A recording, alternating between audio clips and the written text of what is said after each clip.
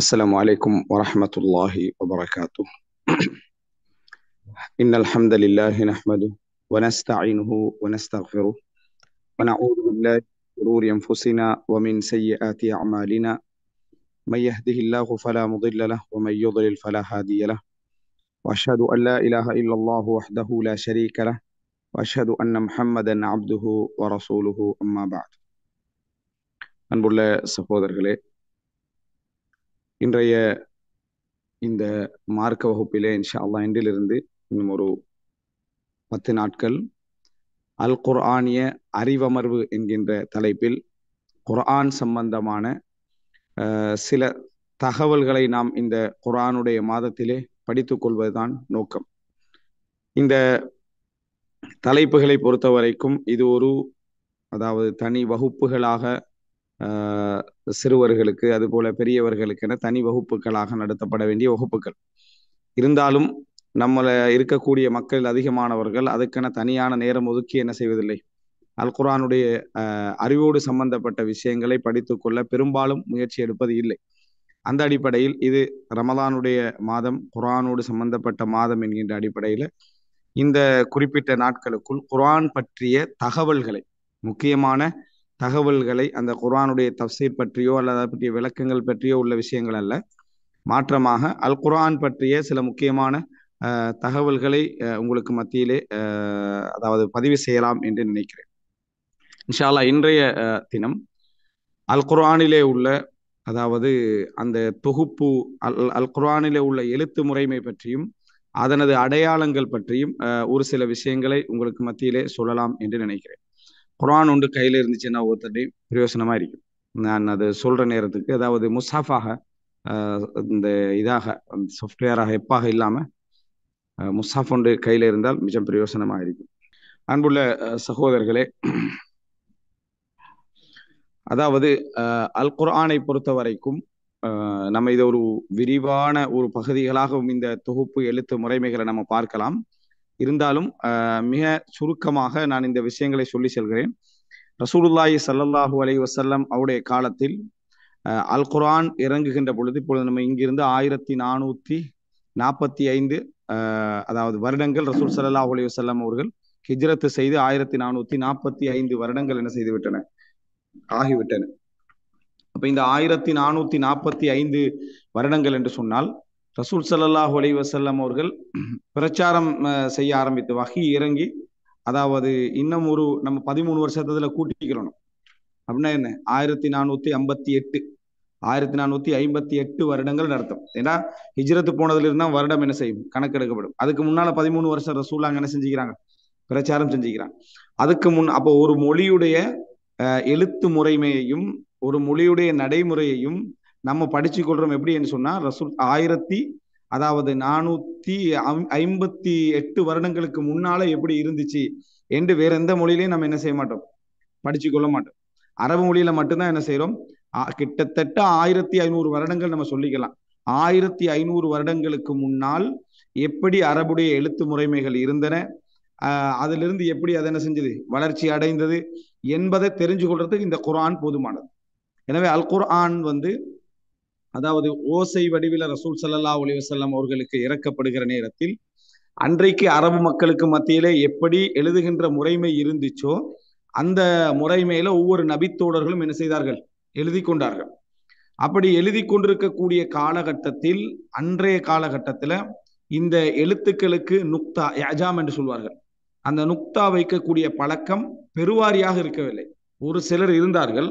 ஆனால் அது இந்த முறைமையில தான் இருந்துச்சுன்னு என்ன செய்ய முடியாது, சொல்ல முடியாது. நுக்தா வைத்து அடையாளப்படுத்தக்கூடிய பாவுக்கு கீழே நம்ம நுக்தா வைக்கிறோம். அதே போல தாவுக்கு மேல 2 நுக்தா என்ன செய்யறோம், வைக்கிறோம். சாவுக்கு 3 நுக்தா என்ன செய்யறோம், வைக்கிறோம். ஜீமுக்கு அதுல நடுவுல என்ன செய்யறோம், நுக்தா வைக்கிறோம். ஹாவுக்கு மேலுக்கு என்ன செய்யறோம், நுக்தா வைக்கிறோம். இப்படி நுக்தா வைக்கக்கூடிய பழக்கங்கள் அன்றைக்கு கொஞ்சம் அது இருந்துச்சு. ஆனால் பெருவாரியாக என்ன செய்யல, இருக்கவில்லை. நபத்த என்று சொல்லி அவங்க எழுதினாங்கன்னு சொன்னா 3 ஒரே மாதிரி தான் இருக்கு. 3மே என்ன செய்யும், ஒரே மாதிரி இருக்கு. அவங்களோட வாசிப்புலதான் அது நபத்தேன்னு என்ன செய்வாங்க, அவர்கள் புரிந்து கொள்வார்களே தவிர அந்த மற்றபடி இல்லை. இது ஒரு பெரிய ஆச்சரியமான விஷயமும் அல்ல. இப்ப நம்ம என்னதான் காணாண்டு படிச்சுட்டாலும் கா கம்மண்டு யாரும் வாசிக்கிறது இல்லை. கா கம்மண்டு தான் என்ன செய்யும், வாசிப்போம். தாகம் அப்படின்றத என்ன செய்வோம், வாசிப்போம். ஃபர்ஸ்ட்டுக்கு வந்துச்சுன்னு சொன்னா என்ன, கனவு அப்படின்றோம். அதே காணாதான் ஃபர்ஸ்ட்டுக்கு வருது, கனவுன்றோம். அதே காணா இடையில வந்தா ஹான்னு உச்சரிப்பு கொடுக்குறோம். தாகம் அப்படின்னு என்ன செய்யறோம், கொடுக்குறோம். அது எதனால, படிச்சு இலக்கணங்கள் எல்லாம் தெரிஞ்சல்ல நம்ம, அதாவது பிறப்பிலிருந்து அந்த மொழியை உச்சரித்து பழகினதுனால அது இங்க வந்தா ஹா, இங்க வந்தா கா அப்படின்னு நம்மளே என்ன செஞ்சிடும். சொல்லு ஏதா அடையாளம் இருக்கா, அதாவது இடையில வந்தா தாகம்னு வரக்கூடிய அந்த காணாவுக்கு ஏதாவது அடையாளம் இருக்கா, ஸ்பெஷல் அடையாளம். அதை ஹாண்டு உச்சரிக்கிறது. தாக்கம்னு யாரும் உச்சரிக்கிறீர்களே, தாகம், தாகம் தான் என்ன செய்ய உச்சரிப்போம். காகம் ரெண்டாவது காணாவை சரியா, காகம் தான் உச்சரிப்போம். ஆனா காகத்துக்கு என்ன செய்யுதுல, காணாதான் இருக்கு. காக்கம் யாரும் என்ன சொல்றது இல்லை, சொல்வது இல்லை. எப்படி அது நம்மளோட வளமையில அப்படியே என்ன செஞ்சுட்டு வந்துட்டு, இது உச்சரிப்புல. உச்சரிப்புல மாத்திரமல்ல, எழுதுற நேரத்துல என்ன செய்யறோம், இங்கிலீஷ்ல என்ன செய்யறோம், பியூடி பட்ன்றோம், பியூடி புட்ன்றோம் சரியா. அது எந்த அடிப்படையில வந்துச்சு, நம்ம அப்படியே வாசிச்சு பழகின அமைப்புல. இல்லைன்னா எல்லாம் ஒரே அமைப்புல நம்ம என்ன செஞ்சுப்போம், இதாகிப்போம். அது இயற்கை, மனிதனுடைய அந்த பிறப்பால ஒரு மொழியில் அப்படி ஒரு சப்ஜெக்ட் வருவது இயற்கை. அப்படி அவங்க பழகி இருந்தார்கள், அந்த இதுக்கு வந்து என்ன செஞ்சாங்க, பழகி இருந்தார்கள். எழுத்து முறை மேல கூட, எழுத்து என்பது ஒரே மெத்தட்ல என்ன செய்வதில்லை, என்றைக்குமே இருப்பதில்லை. காலாகாலத்துக்கு வந்து என்ன செய்யும், அது அப்படியே டெவலப் ஆகி இன்றைக்கு நம்ம தமிழ் எழுதுறது இன்னொரு 200 300 வருஷத்துக்கு முன்னால எழுதின தமிழை பார்த்தீங்கன்னா கொஞ்சம் கொஞ்சம் டிஃபரெண்ட் என்ன செய்யும் இருக்கும், வடிவங்கள்ல. எழுத்துற வடிவங்களை உச்சரிப்பு அதே மாதிரி இருந்தாலும் எழுத்துற வடிவங்களை டிஃபரெண்ட் இருக்கும். இதே மாதிரிதான் அரபு என்றது ஒவ்வொரு காலகட்டத்திலும் எழுத்து முறைமைகள் என்ன செய்யும், மாறிக்கொண்டே இருக்கும். ஒருவேளை அன்றைய அரபிகள் இன்றைக்கு வந்தாங்கன்னா இந்த எழுத்து என்ன செய்ய மாட்டாங்க, வாசிக்கல மாட்டாங்க. நம்ம அப்படியே ரிவர்ஸ்ல போனோம்னா அந்த எழுத்து என்ன செய்ய மாட்டோம், வாசிக்கொள்ள மாட்டோம் என்ற லெவல்ல இருக்கும். அப்படித்தான் எழுத்துகளும் என்ன செய்யும், ஒரு மொழியில அபிவிருத்தி அடைந்து கொண்டே வரும் காலகாலத்துக்கு. அப்போ அரபு குர்ஆன் என்பது அரபு மொழிக்கு ஒரு பெரிய ஒரு பாதுகாப்பா அமைஞ்சிட்டு. ஏன்னா இந்த மாதிரியான ஒரு ஆதார நூல் ஒன்று வேற மொழிக்கு என்ன செய்யாது, இவ்வளவு ஒத்தன்டிகேஷனோட என்ன செய்யாது, இருக்காது. குர்ஆன் அமைஞ்சதுனால அரபு மொழி பாதுகாக்கப்படுறதுக்கு இது ஒரு முக்கியமான அம்சமா என்ன செஞ்சுட்டு அமைந்து விட்டது. அன்றைக்கு எப்படி இப்ப நம்ம தமிழ்ல வந்து எழுதுகின்ற முறையில் உங்களுக்கு தெரியும், ஒரு காலம் இருந்துச்சு வந்து லையன்னா இது எழுதுறதுக்கு மேலால என்ன செய்வோம், ஒரு ஒரு சுழி ஒன்று என்ன செய்யும், பாம்பு மாதிரி ஒரு சுழி ஒன்று போடுவோம். அது இன்னைக்கு என்னது, பிறக்கிற பிள்ளைகளுக்கு இப்படி ஒரு அடையாளம் இருந்த வரலாறு என்ன தெரியாது. லை என்ன நம்ம போடுற டைம்ல அப்படி ஒரு மேலால போடுவோம். இப்ப என்ன அந்த மாதிரி இல்ல. நாவண்ணா எழுதுற சந்தர்ப்பத்துல ஒரு காலத்தை எப்படி எழுதினோம், இப்படி ஒரு ரூனா எழுதுற மாதிரி ஒரு ரவுனா என்ன செஞ்சோம், அப்படி எழுதினோம். இப்படி அதை ராணாவை எழுதி, அதாவது நம்ம நூனா எழுதுறோமே, எழுதி அதை பெரிய கீழால ஒரு ரவுண்ட் என்ன செஞ்சோம் போட்டோம். இன்னைக்கு யாராவது அதை நாவண்ணாக்கு அப்படி போடுறோமா, அப்படி போறதில்ல. அரபு தான் என்ன செய்யறோம், போடுறோம். அதெல்லாம் என்ன செய்ய, காலப்போக்கில் அது அப்படியே மறுவி அதை என்ன செஞ்சிருது, காணாம போய் அந்த வளமை என்ன செஞ்சிருது, இல்லாம போயிருது. இந்த மாதிரியான அதாவது எழுத்து வளமைகள் அன்றைக்கும் அப்படியே இருந்துச்சு. அதே போல எழுதுகின்ற முறைகள், இப்ப நம்ம வந்து ஆங்கிலத்திலையும் எழுதுகின்ற முறைகள் இருக்குது. எழுதுகின்ற முறைகள் கூட்டெழுத்து என்ற ஒரு முறையில் எழுதுவோம், தனியா பிரிச்சு எழுதுகிற முறையில் எழுதுவோம். இதே மாதிரி எழுதுகிற முறைகளும் நஸ்ஹ் என்ற ஒரு எழுத்து முறை இருக்குது அரபுல. அது வந்து என்னது, நம்ம குர்ஆனை பாக்குறதெல்லாம் அது கிட்டத்தட்ட அந்த நஸ்ஹுடைய எழுத்து முறை மாதிரி இருக்கும். ருகாண்ட் எழுத்து முறை ஒன்று இருக்குது, சுலுஸ் அப்படி என்று சொல்ற எழுத்து. ஒரு ஆளுக்கு எழுத்து முறையை பார்த்தா விளங்கிடும். இந்த சில நேரத்துல இது அல் குர்ஆனுடைய பழைய பிரதி அப்படின்னுவாங்க. அப்ப எழுத்து முறையை படிச்ச ஒரு ஆளுக்கு தெரியும் இது வந்து பழைய பிரதி அல்ல. ஏன்னா இந்த எழுத்து முறை அந்த காலத்துல என்ன செய்யல, இருக்கலன்னு பார்த்த உடனே என்ன செஞ்சிடும், விளங்கிடும். பார்த்த உடனே விளங்கி. இப்போ ஒரு பேப்பர் நீங்க எடுக்கிறீங்க, அதுல வந்து நாவண்ணா இந்த மெத்தட்ல எழுதி கீழே ரவுண்ட் போட்டது, நீங்க கன்ஃபார்மா முடிவெடுப்பீங்க இந்த 10 வருஷத்துக்குள்ள இது யாரும் என்ன செய்யல, எழுதல, பழைய பிரதியா இருந்தா. இது வந்து இதுக்கு முன்னால ஒரு காலத்துல யாரும் என்ன செஞ்சுக்கிறாங்க, எழுதிக்கிறாங்க. இதே மாதிரிதான் அந்த முறை குர்ஆனுடைய எழுத்து முறை எடுத்து பாத்தீங்கன்னா, சிலது வந்து பிற்காலத்துல வந்து ருகாண்ட் எழுத்து முறை கொஞ்சம் பிற்காலத்துல, அதுக்கு முன்னால என்ன, அதாவது இந்த சூழுசண்டையில எழுத்து முறை, இப்படி எழுத்து முறைகள் என்ன செய்யும், கிட்டத்தட்ட 7-8 எழுத்து முறைகள் அரபு மொழியில என்ன செய்யுது, இருக்குது. இந்த ஏஜாம் நுக்தா போடுற பழக்கம் வந்து அரபு மொழியில மட்டும்தான் இருக்குதா, இல்ல, எல்லா மொழியிலும் இருக்கு. நம்ம இக்கனாக்கு என்ன செய்யறோம், டொட்டு என்ன செய்யறோம், இது ஆரம்பத்திலேருந்தே வந்திருக்குமா, வந்திருக்க வாய்ப்பு என்ன இல்ல. இன்னனாக்கு டொட்டு என்ன செய்யறோம், மேல வைக்கிறோம். உருதுல எடுங்களே, அரபுக்கும் உருதுக்கு இடையில 7 எழுத்துக்கள் என்ன செய்யும், வித்தியாசமா வரும். நம்ம அரபு அதாவது அலிஃப் பாவுக்கு போறாங்க பான் ஒன்று இருக்குது உருதுல, கீழே என்ன செய்யும் 3 நுக்தா என்ன செய்யும் அதுல வரும். டான் ஒன்று மேலுக்கு ஒரு தா என்ன செய்யும், தா மாறி எழுதி மேலுக்கு ஒரு டா என்ன செய்யும் அதுல வரும். டா என்ன செய்யும், தாளுக்கு மேல ஒரு சின்ன தா அடையாளம் என்ன செய்வாங்க, போடுவாங்க. அதே போல என்ன, அதாவது கா அப்படின்றதுக்கு காஃப் மாறி எழுதி ஒரு கோடு மேல என்ன செய்வாங்க போடு. சோ யாஜாம் அடையாளப்படுத்தக்கூடிய இந்த முறைகள் வந்து குர்ஆனுடைய அதாவது ஆரம்ப எழுத்து முறைகள் இருக்கிறது. இப்ப இந்த குர்ஆன்ல அடையாளங்கள் அந்த இதெல்லாம் கூறுறதுக்கு என்ன காரணம்டா, பழைய எழுத்து முறை. நம்ம ஓதுறதுக்கு ஏத்த மாதிரி என்ன செய்யணும், அந்த அடையாளங்களை எட் பண்ணா தான் நம்ம ஓதுவோம். அதனாலதான் அந்த அடையாளங்கள் என்ன செஞ்சது, கூடிச்சு. வெறுமனே தஜ்வீதுக்காக கூடுனு அந்த மாதிரி நினைச்சிடக்கூடாது. உச்சரிப்புக்கே என்ன செஞ்சது, அது உச்சரிப்பு நம்ம மிஸ் பண்ணிடக்கூடாது என்பதற்காக அவங்க ஏற்கனவே பழகின விஷயம். நான் சொன்ன மாதிரி என்ன, அதாவது தப்பத் எப்படி இருந்திருக்கும்? தப்பத்தி என்றது தா எழுதுற மாதிரி தான் பாவே எழுதிருப்பாங்க, அதே எழுதிப்பாங்க. ஒரு நுக்தாவும் என்ன செஞ்சிருக்காது, இருந்திருக்காது. இதை அப்படியே வச்சா நம்ம ஓதிக்கொள்ள மாட்டோன்றதுக்காக வேண்டி இது தஜ்வீதுக்காக கூடிச்சு இல்ல. அந்த மஹ்ரஜ் மஹ்ரஜ் வந்து தஜ்வீதுல உள்ள ஒரு அம்சமா இருந்தா அசில் நம்ம விளங்கக்கூடிய அந்த கலைத்துறை கூடி சம்பந்தப்பட்டது அல்ல. அப்ப தப்பத் அப்படி என்று சொன்னால் அந்த இடத்துல பாத்தீங்கன்னு சொன்னா ஃபர்ஸ்ட்டுக்கு 2 நுக்தா, கீழே ஒரு நுக்தா, அதுக்கு பின்னால மறுபடியும் 2 நுக்தா, தப்பத் என்று என்ன அதுல சேர்க்க வேண்டியிருந்துச்சு. காரணம் என்னடா, பழைய எழுத்து முறையில நம்ம அப்படியே வச்சோம்டா ஓதிக்கல மாட்டோம். அதே நேரம் பழைய எழுத்து முறையை மாற்றவும் கூடாதுன்றதுல அறிஞர்கள் உறுதியா இருந்தாங்க. பழைய எழுத்து முறை என்ன செஞ்சிடக்கூடாது, மாற்றிவிடக் கூடாது என்றதுல உறுதியா சேர்த்துக்கலாம். எழுத்து முறை என்ன செஞ்சிடக்கூடாது, மாற்றிவிடக் கூடாதுல உறுதியா இருந்தாங்க, சேர்த்து கொண்டார்கள். ஆனா எழுத்து முறையை மாத்திரக்கூடாது அப்படின்றதுல உறுதியா இருந்தாங்க. அதனால வெறுமனே நுக்தா மட்டும் போட்டது சரி வராது. நீங்க வந்து அதாவது சூரத்து குறைஷ் எடுங்க, லீலாஃபி குறைஷ் எடுங்க. லீலாஃபி குறைஷ் எடுத்து பாத்தீங்கன்னு சொன்னா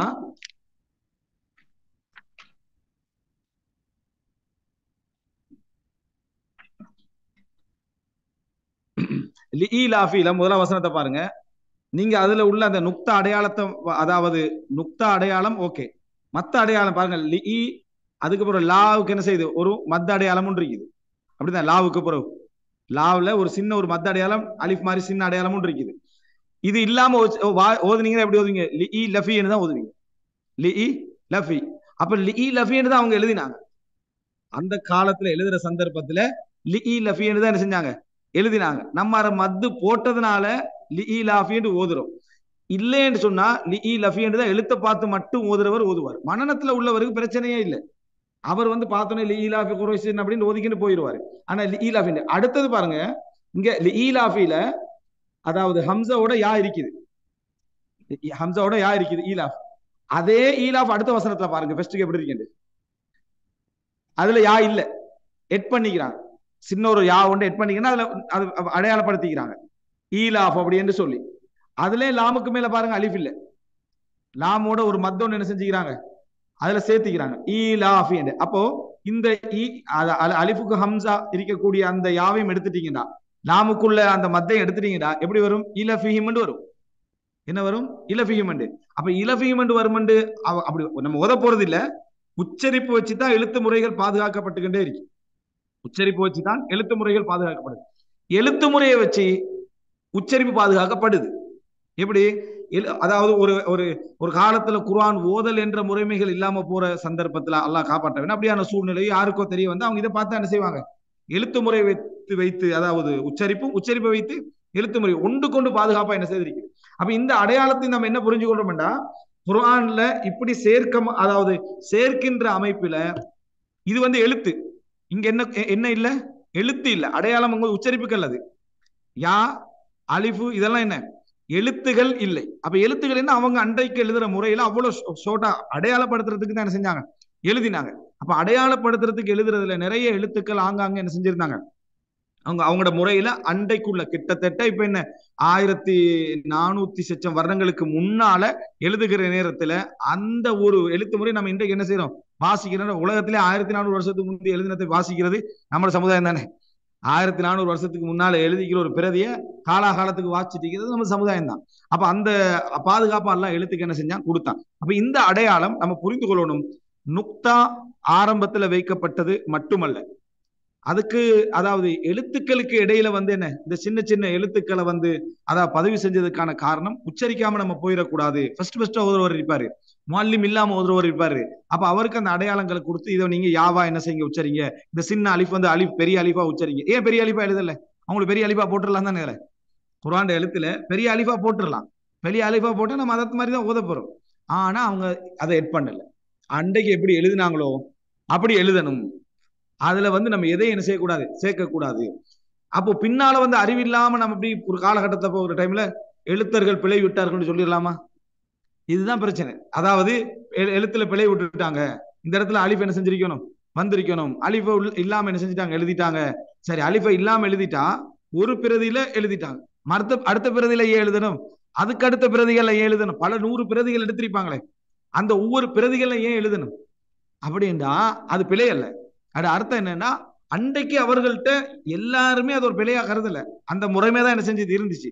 பிற்காலம் வளர வளர அந்த உச்சரிப்புகளை பிரச்சனை வர சந்தர்ப்பத்துல என்ன செஞ்சாங்க, அதாவது தெரியாத மக்கள் ஓதினா அது பிழை விடுவாங்கன்றதுக்காக வேண்டி அந்த அடையாளத்தை சின்னதா போட்டாங்க. அசல் வடிவத்துல என்ன செய்யல, போடல. ஏன்னா எழுத்து முறை என்ன செய்யக்கூடாது, மாறக்கூடாது என்பது நோக்கம். அப்ப இது நம்ம முதலாவது தெரிந்து கொள்ள வேண்டிய முக்கியமான அறிவு. அல் குர்ஆன்ல சின்ன சின்ன சின்ன எழுத்துக்கள் ஆங்காங்க என்ன செய்யும், அதாவது எட் பண்ணப்பட்டிருக்கும். அதுக்கான காரணம் என்னன்னு சொன்னா நம்மளோட உச்சரிப்பு பாதுகாக்கப்படும். அல் குர்ஆன் வந்து ஹிஃபுல்ல எல்லாருடைய என்ன திலம் இருக்குது. அந்த ஓதல்ல யாரும் பிழை விட போறது இல்லை. நம்ம எழுத்துல ஏற்கனவே சொன்ன மாதிரி அந்த அடையாளங்கள் பிற்காலத்துல எழுத்து முறையை வாசிக்கிறது என்ன செய்யும், பிந்தி தவறா போயிடும். காலம் போக போக எழுத்து வாசிப்பு என்ன செய்யும், தெரியாம போயிடும். அதுக்காக அந்த அடையாளத்தை என்ன செஞ்சு விட்டார்கள். இது வந்து இதுக்கு சொல்லுவாங்க ஹத்துல் உஸ்மானி அப்படின்னு சொல்லி, உஸ்மானிய எழுத்து முறைமை அப்படின்னு இதுக்கு பேர் வச்சாங்க. அல் ஹத் அல் உஸ்மானி, ஹத்தனா எழுத்து, அல் ஹத்து அல் உஸ்மானி உஸ்மானிய எழுத்து முறை என்று அதுக்கு பேர் வச்சாங்க. உஸ்மானிய எழுத்து முறையின் பேர் வச்சதுக்கான காரணம் உஸ்மான் ரதியல்லாஹு காலத்துல அது எந்த முறையில எழுதப்பட்டுச்சோ அப்படியே அந்த அல் குர்ஆனுடைய எழுத்து முறைமை என்ன செஞ்சது, பாதுகாக்கப்பட்டுச்சு. அதனால இப்ப சாஃப்ட்வேர்கள்ல சேர்க்கிற சந்தர்ப்பத்திலையும் அதாவது இந்த ஹத்துல் உஸ்மானியையே எட் பண்ணணும் அப்படி என்று சொல்லி எட் பண்ணவங்களும் இருக்கிறாங்க. சாஃப்ட்வேர்கள்ல வந்து இல்ல, அது சாஃப்ட்வேர்ல எழுத்து இதை மட்டும் நம்ம பாதுகாத்தா போதும், சாஃப்ட்வேர்கள்ல என்ன செஞ்சிருவோம், வளமையான முறையை கடைபிடித்தவங்களும் என்ன செய்யறாங்க, இருக்கிறாங்க. இந்த எழுத்து முறையெல்லாம் கஷ்டமா இருக்குன்னு சொல்லி தமிழ்நாட்டில் வந்து ஒருத்தர் வந்து என்ன செஞ்சாரு, லேசுபடுத்தி குர்ஆன் போட போறேன்னு சொல்லி செஞ்சாரு, போட்டார். அப்படியே குர்ஆன் என்ன செஞ்சார், போட்டாரு. ஆனால் அது உலமாக்களுடைய வளமைக்கு என்னது, அது பிழையான ஒரு நடைமுறைகள்ல உண்டு. இது நம்ம அதாவது தெரிந்து கொள்ள வேண்டிய இந்த எழுத்து முறையை நம்ம கடைசி வரைக்கும் என்ன செய்யணும், பாதுகாக்கணும். அதுதான் இது எங்களோட சமுதாயத்துடைய அந்த ஆரம்ப கால எழுத்து முறையில நம்ம இன்னமும் உறுதியா இருக்கிறோம், அது பாதுகாப்புக்கு உறுதியா இருக்கிறோம் என்றதுக்கான ஒரு ஆதாரம். இப்ப என்னடா இந்த இந்த ஒரு இதை நம்ம புரிஞ்சிட்டோம்னு சொன்னா, இந்த எழுத்து முறையெல்லாம் இது பாதுகாக்கப்பட்டீங்கன்னு புரிஞ்சிட்டோம்னு சொன்னா பழைய பிரதி ஒன்று இருக்கணுமான்னு தேட தேவையில்லை. பழைய பிரதி இருக்கிற எல்லாமே பழைய பிரதி தான். கையில பிரிண்ட் பண்ணிக்கிற எல்லாமே என்ன, பழைய பிரதி. ஒன்னும் அதாவது புதிய பிரதி அல்ல, எல்லாமே பழைய எழுத்து முறையில உள்ள பிரதி தான். அதுல இருந்து பார்த்து வேற எழுத்தெல்லாம் என்ன செய்யல, இதுல போடல, உள்ள இதுதான். ஒவ்வொருத்தரும் ஒவ்வொரு முறையில குர்ஆனை எழுதிக்கிறாங்க, அது வேற. ஆனால் இன்றைக்கு மக்கள் இருக்கக்கூடிய ஹத்துல் உஸ்மானி அப்படி என்று சொல்றது. அடுத்தது நம்மளோட கையில் இருக்கக்கூடிய குர்ஆன் வந்து எழுத்து வந்து அதாவது அச்சில உள்ள எழுத்து அல்ல, கையால எழுதினது. இந்த எழுத்து, இந்த எழுத்தெல்லாம் வந்து கையால எழுதி பிரிண்ட் கொண்டு வந்ததுதான். சரியா, நீங்க முன்னால வந்து இதுல வந்து இப்ப ஒமான்ல உள்ள குர்ஆன்ல யார் எழுதினு முன்னால போட்டிருப்பாங்க. சரியா, முன் பக்கத்துல இதுல யார் எழுதினு என்ன செஞ்சிருப்பாங்க, குர்ஆனை போட்டிருப்பாங்க. அதை அப்படியே அச்சுக்கு என்ன செஞ்சாங்க, கொண்டு வந்தாங்க. அப்ப இது கையால எழுதின அந்த முறைமை தான் அப்படியே பிரிண்ட்டுக்கு என்ன செஞ்சுக்குது, இது வந்திருக்கே தவிர அதாவது நம்ம நினைச்சிட கூட இது அச்சுடைய எழுத்து அப்படின்னு என்ன செய்யக்கூடாது, நினைக்க கூடாது. அதை வந்து என்ன அச்சு வடிவத்துக்கு கொண்டு வந்து பிரிண்ட்டுக்கு என்ன செஞ்சாங்க, போட்டாங்கன்றதை நம்ம தெரிந்து கொள்ள வேண்டும். அடுத்தது அதாவது அல் குர்ஆன் அந்த இதுல வந்து அதுக்கு பின்னால அதாவது இதெல்லாம் ஆரம்பம் 1வது நூற்றாண்டு 2வது நூற்றாண்டுக்கு இடையில நடக்கக்கூடிய விஷயங்கள். ஆரம்பத்தில் ரசூலுல்லாஹ் மரணித்து அந்த உமையா கிலாபத் இருக்கிற காலப்பகுதியிலேயே என்ன அது நடக்கக்கூடிய விஷயங்கள். என்னடா இப்ப நுக்தா ஓகே, அதுக்கு பின்னால நுக்தாவால வந்து எழுத்தைத்தான் நம்ம அடையாளம் கண்டோம். எழுத்துற உச்சரிப்பு என்னதான் இப்போ தப்பத் எதா அப்படி தப்பத் அப்படின்றதுல 2 நுக்தா போட்டாலும் கீழே பாவுக்கு ஒரு நுக்தா மேலுக்கு நுக்தா எப்படி உச்சரிக்கிறது, துப்பத் என்று உச்சரிக்கிறதா, தபத் என்று உச்சரிக்கிறதா, தப்பத் என்று உச்சரிக்க அப்பயும் வரலையா, அது அப்பயும் அது வரலையா. அப்ப அந்த உச்சரிப்புக்காக என்ன செஞ்சாங்கன்னா ஆரம்பத்துகள்ல வந்து இந்த அதான் ஃபர்ஸ்டுக்கு இருந்துச்சு அந்த உச்சரிப்புக்காக நுக்தா போடுற அடையாளம், இந்த இதோட சேர்த்து நுக்தா ஒன்று போடுறது. அப்ப என்ன செஞ்சிடும், இப்போ தாவுக்கு 2 நுக்தா, இத ஃபத்தஹாண்டா மேல ஒரு நுக்தா வச்சிருது தூரமா, இது கன்ஃபியூஷன் ஆயிரும். அதனால பிற்காலத்துல அது ஹலீல் இப்னு அஹ்மத் அல் ஃபராஹிதி என்றவர் தான் அப்படி மாத்தம் செஞ்சாருன்னு சொல்றாங்க. அல்லாஹ் அலம். நமக்கு அது முக்கியம், வரலாறு தெரிஞ்சுக்கணும். என்னன்னா அதுக்கு பின்னால தாவுக்கு ஒரு ஃபத்ஹா அடையாளம். சரியா, நம்ம ஜவர் ஜேர் பேசுற உருது சிஸ்டத்துல சொல்லுவோம். ஃபத்ஹா கஸ்ராண்டா கீழே ஒரு பகுதி விளங்கிட்டா. அப்ப வம்மான்னு சொன்னா ஒரு சின்ன வாவு, லம்மாண்டா சின்ன வாவு தான் அது வம்மா. அப்படி என்ற அந்த உச்சரிப்புக்கு ஏற்ற மாதிரி இதில் செஞ்சாங்க. ஃபத்ஹாண்டா திறத்தல், கஸ்ராண்டா உடைத்தல், வந்த இதை உடைக்கிற, லம்மாண்டா மூடுதல். சரியா, அந்த மாதிரி அடையாளம் வைத்தார்கள். அது வந்து கொஞ்சம் காலம் போற சந்தர்ப்பத்துல அது மட்டுமல்ல அரபுல அதாவது தன் தின் துண்ணு வரும். அதுக்கு என்ன செய்யறதுன்னா 2 விதமான அடையாளத்தை நீங்க குர்ஆன்ல என்ன செய்யலாம், அதுல பார்க்கலாம். ஒன்று நேருக்கு நேர் அடையாளம் இருக்கு, அதாவது தன் அப்படின்றதுக்கு ஃபத்ஹா 2 போடுவாங்க, அந்த 2ஐயும் 2 மாதிரி போடுவாங்க. ஒன்று கொண்டு நேர போட்டால் அது உதாரணமா சிஜ்ஜீலின் அப்படி என்று நம்ம உதாரணமா தெளிவா சொல்ற மாதிரி இருக்கும். சேர்த்து உச்சரிக்கிறதா இருந்தா, அதாவது நம்ம இதுகாம் பண்ணி அடுத்த சொல்லோட சிஜ்ஜீலியும் அப்படின்னு உச்சரிக்கிறதா இருந்தா அந்த ஃபத்ஹா இப்படி உடைச்சு போடுவாங்க. விளங்கிட்டா, அதாவது ஒன்று போட்டுட்டு அது கொஞ்சம் விட்டு இப்படி போடுவோம் ஃபத்ஹாத்தை. சரியா, தம்மால என்ன செய்வாங்கன்னா இப்படி ஒரு லம்மா போடுவாங்க, இன்னொரு லம்மாய்க்கு ஒரே மெத்தட்ல 2 வாவு போடுற மாதிரி இருக்கும். எப்படி நீங்க லம்மா எழுதுனீங்களோ அதே மாதிரி லம்மா போடுற மாதிரி என்ன செய்யும் இருக்கும்.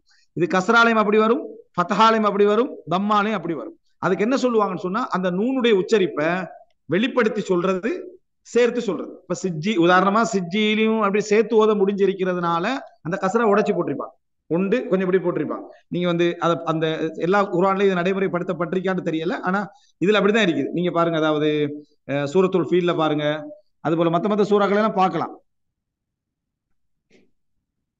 இப்ப உதாரணமா நீங்க குறைசி எடுங்களே, ஈலாஃபி குறைசி எடுங்களே, இப்ப நான் மோதினமே அது ஈலாஃபி குறைசின்ல பாருங்க. ஈலாஃபி குறைஷின் எப்படி இருக்குது, கசரத்தைன் ஒன்று கொண்டு நேர இருக்கு, ஒன்று கொண்டு நேர இருக்கு. அதுக்கு முன்னால் உள்ள சூறால பாருங்க, சூரா ஃபீல்ல மின் சிஜ்ஜீலின் பாருங்க, ததுலீலின் பாருங்க, ஒன்று கொண்டு கொஞ்சம் உடைச்சிருக்கு. அதாவது ஒரு கஸ்ரா எழுதி கொஞ்சம் விட்டு என்ன அடுத்த கஸ்ரா இருக்கும் பாத்தீங்களா. அது என்னன்னா அடுத்ததுல சேர்த்து உச்சரிப்பு ஓதுறதுக்காக, அதாவது ததுலீலியும் அப்படின்னு அந்த அந்த இதுகாம் பண்ணி ஓதுறது. அதுல அந்த ஒரு அதாவது உண்ணா மறைகிறதுனால, அதாவது அந்த நூன் மறைகிறதுனால, உச்சரிப்பு மறைகிறதுனால அப்படி போடுவாங்க. அதே போல சிஜ்ஜீலின் பாருங்க, சிஜ்ஜீலின்லயும் அந்த கஸ்ரா என்ன செய்யும், ஒரு கஸ்ரா எழுதி இன்னும் கொஞ்சம் விட்டு ஒரு கஸ்ரா என்ன செய்யும் இருக்கும். சரியா, முஸ்ஹப்ல பாருங்க, குர்ஆன் முஸ்ஹப் வச்சுக்க, எப்ல எடுக்க வேணாம், முஸ்ஹப்ல மட்டும் பாருங்க. சரியா, ஏன்னா எப்ல கொஞ்சம் டிஃபரெண்ட் ஆகிக்கலாம். அப்ப சிஜ்ஜீலின், அப்ப இந்த இடங்கள் எல்லாம் நம்ம என்ன புரிஞ்சுக்கணும்னு சொன்னா, அந்த உச்சரிப்பு வந்து நீங்க உச்சரிக்கிற சந்தர்ப்பத்துல வெளிப்படுத்தி உச்சரித்தல், அதை மறைத்து உச்சரித்தல் என்கின்ற அமைப்புல கசரத்தைன இந்த மாதிரி எழுதிருப்பாங்க. லம்மத்தைன என்ன செய்வாங்க, இப்படி ஒரு லம்மா எழுதுவாங்க, உண்டு கொண்டு லம்மா எப்படி என்ன செய்வாங்க எழுதுவாங்க. இந்த அமைப்பை நீங்க என்ன செய்யலாம், நீங்க பார்க்கலாம். அப்போ இது அடையாளத்தை பாருங்க. அதுக்கு பிற்பட்ட காலத்துலதான் ஷத்தா என்ன செய்யுது, ஷத்தா வருது. அதாவது தப்ப அப்படி நம்ம இதோ உச்சரிச்சிட்டோம், தா எழுதிட்டோம், சரியா, சுக்கூன் ஓகே, அந்த அடையாளம் கூட ஓகே. ஆனா பா ஓகே, இப்பன்னு சொல்றதுக்கு என்ன செய்யறது, அதனால அந்த அடையாளம் சத்துடைய அடையாளம் வந்து அது கொஞ்சம் பிற்பட்ட காலத்துல என்ன செய்து வருது. அப்ப எவ்வளவு அடையாளங்கள் வந்து குர்ஆன்ல நுழைந்ததுக்கான காரணம் என்னன்னா, உச்சரிப்பு எல்லாருக்கும் தெரியும். உலகம் ஃபுல்லா ஹாஃபித்மார்கள் என்ன செய்வாங்க இருப்பாங்க. இன்னைக்கு 10 வயசு பிள்ளையில இருந்து 5 வயசு பிள்ளையில இருந்து 100 வயசு ஆள் வரைக்கும் குர்ஆன் மனனம் என்றது உலகத்துல இந்த வேத மாதிரி பாடமாக்கின யாருமே இல்லை. ஆனால் எழுத்து முறையை, பழைய எழுத்து முறையை அப்படியே கடைபிடிக்க வேண்டும் என்றதுனாலதான் இந்த அடையாளங்கள் வந்துச்சு. இல்லைண்டா இந்த அடையாளங்கள் இல்லாமலே, அதாவது பழைய எழுத்து முறைமைகள் இல்லாமலே புதிய ஒரு எழுத்து முறையில செஞ்சிடலாம், கொண்டு போயிடலாம். அந்த எழுத்து முறையை பாதுகாக்கிறதுக்காண்டி நுக்தாக்கள், அதுக்கு பின்னால இந்த எழுத்து அடையாளங்கள், உச்சரிப்பு அடையாளங்கள், இதெல்லாம் என்ன செஞ்சது வந்தது. அடுத்தது இப்ப எப்பயுமே வந்து என்ன நூன் எழுதுறது இருக்குது. இப்ப நம்ம வந்து தன்வீன் அப்படின்னு சொல்லுவோம் தானே. தன்வீன் அர்த்தம் என்ன, நூனை உச்சரித்தான் என்று அர்த்தம். தன்வீன்டா நூனை உச்சரித்தான் என்று அர்த்தம். அப்ப நூனை உச்சரித்தான்டா சிஜ்ஜீலின் என்றா நூன் தானே உச்சரிக்கிறோம். சிஜ்ஜீலின் நம்ம சரியா எழுதினா எப்படி எழுதணும், லாம போட்டு நூன் எழுதணும். லாம போட்டு நூன் எழுதினா தானே சிஜ்ஜீலின், லாம போட்டு நூனை எழுதினா தான் சிஜ்ஜீலின் என்ன செய்யும் வரும். அந்த அடையாளம் அந்த நூன் இல்லாம சிஜ்ஜீல், அதை வந்து நம்ம 2 கசரா போட்டுவிட்டு இது நீங்க நூனை உச்சரிங்க அப்படி என்று சொல்றதுதான் அது. இந்த நூன் உச்சரிப்புன்றது தமிழ் மொழியில சொல்றது விகுதி, பகுதி, விகுதி, இடைநிலை, சாரியை, சந்தி அப்படின்னு தமிழ்ல சொல்லுவாங்க தானே இலக்கணத்துல. அதுல இது வந்து விகுதி என்ற, உதாரணமா அவர் கல் விகுதி சேர்த்தா பன்மைக்கோ அல்லது மரியாதை, அவர் என்றாலே பன்மைதான், கல் வந்து மரியாதைக்கு நம்ம விகுதி சேர்க்கிறோமே அப்படி அந்த விகுதிக்கு சொல்லுவாங்க கல். இது வந்து எல்லா ஊர்லயும் உண்டா, விகுதி இல்லாம பேசுற ஊர்களில் விகுதி இல்லாம வந்த, எங்கட ஊர்ல எல்லாம் வந்த, போன, திண்ட அப்படி ஊர்ல வளமை தமிழ்நாட்டில் தானே இருந்த இருக்குமோ தெரியல, சரியா, செய்த, இது என்ன விகுதியை காணா, செய்தான், வந்தான், போனான், இருந்தான், அப்படி இருந்தா தானே விகுதி. இல்லாம விகுதி இல்லாம முடிகிறது. விகுதி இல்லாம முடிகிறது தமிழ்ல கொச்சை அல்ல, வரலாற்றுல விகுதி இல்லாம முடிஞ்ச எத்தனையோ சொற்கள் என்ன செய்யுது வளமைகள் இருக்குது. இதே மாதிரி அரபு உலகத்திலையும் எழுதுற சந்தர்ப்பங்கள்ல இந்த விகுதி இல்லாம பேசுற வளம் அவங்கள்ட்ட என்ன செஞ்சது இருந்தது. இந்த இடங்களை எல்லாம் கவனிச்சுத்தான் அல் குர்ஆன் என்ன செஞ்சது இறக்கப்பட்டுச்சு. அல் குர்ஆன் 7 உச்சரிப்பு முறைமைகள்ல இறக்கப்பட்டது நம்ம சொல்லுவோம். 7 உச்சரிப்பு முறைமைகள்ல இறக்கப்பட்டது அப்படின்னு நம்ம சொல்லுவோம். அப்ப இந்த 7 உச்சரிப்பு முறைமைகள் என்ன அப்படின்றதுதான் நம்ம அடுத்த தொடர். சரியா, அடுத்த நாளைக்கு நம்ம செய்யறதுல 7 உச்சரிப்பு முறைமைகள் என்றால் என்ன என்றதுல நம்ம குர்ஆன்ல அந்த 7 உச்சரிப்பு முறைமைகளுக்கு ஏற்ப எப்படி குர்ஆன் என்ன செஞ்சுது இறங்கி இருக்குது. அதை நம்ம எப்படியெல்லாம் புரிஞ்சு கொள்ள முடியும் என்றதை இன்ஷா அல்லாஹ் நமக்கு நாளைக்கு அந்த இடத்துல என்ன செய்வோம் பார்ப்போம். இப்போ இந்த மாதிரி குர்ஆன்ல அடையாளங்கள் சேர்க்கப்பட்டு பட்டு பட்டு பட்டு தான் இந்த அடையாளங்கள் நிறைய அல் குர்ஆன்ல வந்துருக்கு. இப்போ தஜ்வீத் அடையாளங்கள் என்ன செய்யறாங்க, சேர்க்கிறாங்க. தஜ்வீத் எப்படி, தஜ்வீதுக்கு என்ன ஆதாரம் அப்படின்னு அப்படின்னு ஒரு ஆள் இப்படி கேட்டாருன்னு வைங்களேன், தஜ்வீதுக்கு ஆதாரம் அப்படின்னு. இதெல்லாம் வந்து அந்த அதாவது ஒரு துறை எப்படி வளரும், ஒரு துறையுடைய ஆதாரங்கள் எப்படி இருக்கும் என்று தெரியாதனால தஜ்வீதே அப்படின்னு ரசூலாங்க தஜ்வீத் முறைப்படியா ஓதினாங்கன்னு ரசூலாங்க ஓதினாங்க எடுத்து உச்சரிப்பை காட்டு. ரசூலாங்க தஜ்வீத் முறைப்படியா ஓதினாங்க, ரசூலாங்க இப்படித்தான் ஓதினாங்கிறதுக்கு என்ன ஆதாரம், ரெக்கார்டிங்கா வச்சுக்கிறோம்.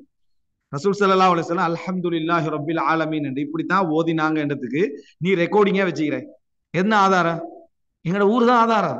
எங்கட ஊர்ல அப்படி ஓதுறாங்கன்னு தான் ஆதாரம், வேற ஏதாவது ஆதாரம் இருக்குதா? அப்ப அந்த ஊர் மக்கள் அதுக்கு முன்னால் உள்ள சமுதாயத்தை பார்த்து செஞ்சாங்க, ஓதினாங்க. அவங்க இப்படியே வாழையடி வாழையாக அரபுலகம் வரைக்கும் உலகம் முழுமையாக இப்படித்தான் உச்சரிக்கிறது என்பது ஒரு சமுதாயம் பொய்யில சேர முடியாது என்பதற்கான ஆதாரம். இதே மெத்தட்ல எல்லா இடத்துலையும் இப்படித்தானே உச்சரிக்கிறாங்க, இதுதான் ஆதாரம். இது ஆதாரம் என்றது அதாவது வாழையடி வாழையாக செய்து வரக்கூடிய ஒரு உச்சரிப்பு முறைமை. சிலதுல வாழையடி வாழையா செஞ்சாலும் பொய்கள் என்ன செய்யலாம், நுழையலாம். ஆனா சவுண்டுல வாய்ஸ்ல கற்பிக்கலாம். ஒரு சாதாரண ஒரு அரபி எடுத்தாலும் அப்படித்தான் உச்சரிக்க போறான், எங்கேயோ உள்ள மூலையில் உள்ளவனு எழுது படிக்க தெரியாதும் அப்படித்தான் என்ன செய்யறான், உச்சரிக்க போறான்னா இதுதான் ரசூலுல்லாஹ் ஓதின முறைமை. அப்ப தஜ்வீத் என்று சொல்றது என்னன்னா, குர்ஆன முறைப்படி ஒத்தர் ஓசையோட ஓதுற நேரத்துல அரபுகள் இயற்கையாக கடைபிடிச்சு வந்த ஒரு வளமை, இயற்கையாக கடைபிடித்து வந்த ஒரு வளமை அது. அதை குர்ஆன் ஓதுற நேரத்தில் ரசூல் ஸல்லல்லாஹு அலைஹி வஸல்லம் அதை கற்றுக் கொடுக்கிற நேரத்துல அதை அழகுற ரசூல் அங்க என்ன செஞ்சாங்க, கற்றுக் கொடுத்தார்கள். அப்துல்லா பின் மஸ்ஊத், உபை பின் கஅப் போன்றவங்க கற்றுக் கொடுத்தாங்க. அதோட சேர்ந்து வந்ததுதான் தஜ்வீத். தஜ்வீதுல வந்து எல்லை மீறி போய் உச்சரிப்புகள்ல எப்படி கவனம் எடுக்கணும் என்பதுல எல்லை மீறி போறவங்க இருக்கிறாங்க, அதுல சந்தேகம் இல்லை. அதுக்காண்டி தஜ்வீத்ன்றது என்ன, அது ஒரு கலை இல்லை, ஒரு துறை இல்லை, என்ன ஆதாரம் என்று கேட்கிறது துறைகள் பற்றிய ஒரு அறியாமை, அது வேறொரு அம்சம். சரியா? இப்ப இந்த அடிப்படையில நீங்க வந்தீங்கன்னு சொன்னால் குர்ஆன அழகுற ஓதுறதுக்காக வேண்டி என்று சொல்லி நமக்கு பொதுமக்களுக்காக வேண்டியும் நிறைய அடையாளங்கள் என்ன செஞ்சிருப்பாங்க, குர்ஆன்ல போட்டிருப்பாங்க. அதுல மிக முக்கியமானது என்ன அப்படின்னா இந்த வக்ஃபுடைய அடையாளங்கள். வக்ஃபுடைய அடையாளங்கள் இருக்கு. வக்ஃபுடைய அடையாளங்கள் நீங்க இந்த குர்ஆன்ல இந்த அதாவது இந்த குர்ஆன்ல கடைசி பேப்பர்ல நீங்க பார்க்கலாம். அதாவது இது போட்டிருப்பாங்களே, அட்டவணை போட்டிருப்பாங்களே, சூறாக்கள் அட்டவணை, அந்த அட்டவணைக்கு முந்தின பக்கத்துக்கு முந்தின பக்கம் லாமண்டு கீழே போட்டிருப்பாங்க பாருங்க. கடைசியில இருந்து பெற்றவங்க அலாமாத்துல் வக்ஃப் இருக்கும். வக்ஃபுடைய அடையாளங்கள் இந்த மீம், ஜீம், சிலா, ஹிலா அப்படின்னு அடையாளம் போட்டிருப்பாங்க. அதுக்கு இன்னும் கொஞ்சம் விடுங்க, அங்க அந்த அதுக்கு அடுத்து அந்த பக்கத்துல பாருங்க, அதான் அலாமாத்துல் வக்ஃப். அதே அலாமாத்துல் வக்ஃப் இப்படி இருக்கும். சரியா? இதுல முதலாவது வக்ஃப் என்ற அந்த அடையாளம் இருக்குதானே, அலாமாத்துல் வக்ஃப் என்று சொல்றது. இது முதலாவது நீங்க ஏதாவது என்ன நினைக்கணும்டா, இது குர்ஆன் ஓதுற திடீர்னு போய் பார்த்தீங்கன்னா வக்ஃபுடைய அடையாளங்கள் அப்படின்னு யோசிச்சிருவார். வளமையாக குர்ஆனை ஓதுவாங்க தானே, வளமையாக குர்ஆனை ஓதுறதுக்கு சொல்றது தஹ்சீப், அதான் ஹிஸ்ப்னு சொல்லுவோமே, ஹிஸ்ப். அது சம்பந்தமாக நம்ம ஒரு தொடர்ல நான் பேசுவேன் இன்ஷா அல்லாஹ். சஹாபாக்கள் எப்படி குர்ஆனை பிரிச்சிருந்தாங்க அந்த ஹிஸ்ப். இந்த ஓதுறவங்க வந்து எங்கேயாவது நிறுத்தலாம். குர்ஆன் வசனம் இப்ப நம்ம எப்படி படிச்சுக்கிறோம் 6666 அப்படின்னு, அது சம்பந்தமாகவும் இன்ஷா அல்லாஹ் எங்க தொடர்ல வரும். சரியா? இப்ப 6666 இப்ப நம்ம வச்சுக்கொள்வோம். சரியா? 6666 ஒவ்வொரு வசனத்துக்கும் ஒரு அடையாளம் இருக்கு. வசன அடையாளங்கள் வந்து ஒரு மெத்தட்ல போட்டிருப்பாங்க, சும்மா ஒரு ரவுண்டு போட்டு போடலாம், அது ஒரு மெத்தட்ல என்ன செஞ்சிருப்பாங்க, அந்த வசன அடையாளங்கள் போட்டிருப்பாங்க. அந்த கவுண்டிங்க்கு ஆதாரம் விளங்கிட்டா, அரபு அரசாங்கம் வந்து கவுண்ட் பண்ணி போடுறதில்ல, அது வந்து ஆரம்ப காலத்திலிருந்தே எப்படி அந்த வசனத்தை என்றது ஒரு அடையாளம். இந்த வசன அடையாளங்கள்ல அதாவது எப்படி நம்ம எட் பண்ணி நம்பர்கள் எல்லாம் எட் பண்ணப்பட்டிருக்குதோ அந்த இடத்துல மட்டும்தான் நிறுத்துறது இல்லையே. மனிதன் வந்து ஜஃபீர், மனிதன் மூச்சால தான் சவுண்ட் வருது. உலகத்திலே என்னது எல்முசவுத், இந்த சவுண்ட் வாரது அப்படி என்று சொல்றது எப்படி, வெறும் காத்து தான். மனிதனுடைய உள்ளத்திலிருந்து வரக்கூடியது, இந்த நெஞ்சில் வரக்கூடிய காத்து, காத்து தான் சவுண்டு. காத்து அப்செட் ஆயிடுச்சுன்னா சவுண்ட் என்னது, போயின்னு அர்த்தம். அதை வந்து கட் பண்ணா சவுண்ட் வரும்.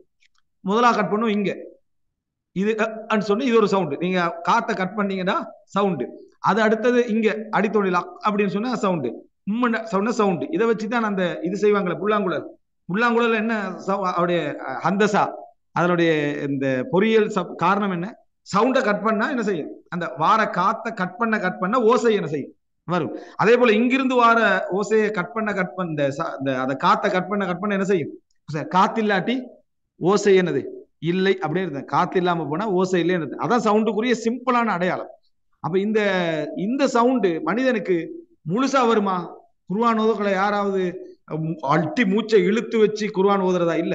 அல்ஹம்துலில்லாஹி ரப்பில் ஆலமீன் அப்படின்னு ஓதிட்டு போகும், இழுத்து வச்சு ஓதுறது இல்ல.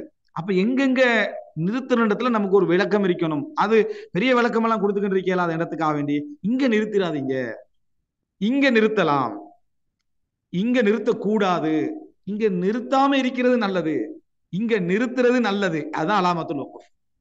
வளமையா ஓதிட்டு போற டைம்ல வசனத்துல நீங்க நிறுத்தினா அது வேற அம்சம், வசனத்துல அதை நீங்க நிறுத்தினா வேறொரு அம்சம்.